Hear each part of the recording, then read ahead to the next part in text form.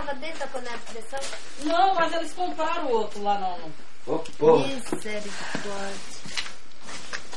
Ó, mas velho, tá que eu não sei não, meu. Deixa eu procurar. Olha lá, Fred. Tem que carpir, tem que chapar.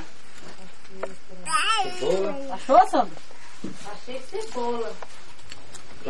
Uia! Olha o que o Kaique me fez. Ali, amor. Foi seu pai que fez essa porra. Tempo da hora. Olha, pimenta, meu Deus do céu.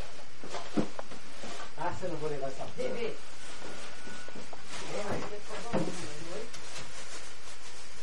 Meu Jesus. Vai lá filmar o Diego plantando.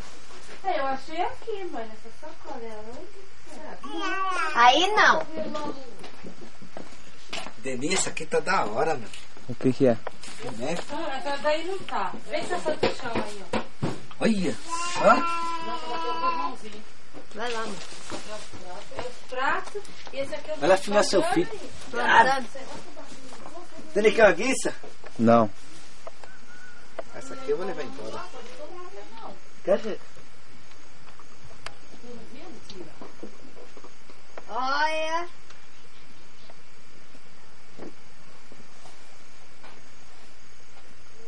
O dedo do Kaique, ó. Vai perder.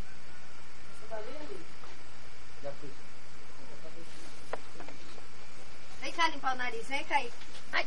Tem dessa unidade que eu não estou limpado. Cadê a fralda ali?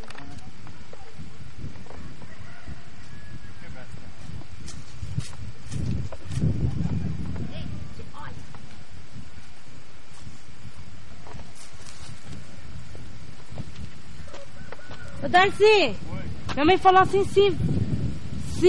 Nossa, isso aqui tudo é dele lá embaixo. É.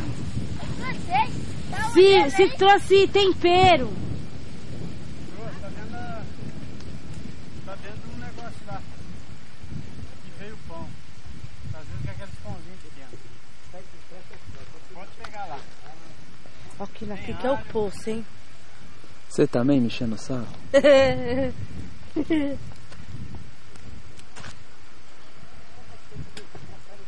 Ô, mãe. Mãe.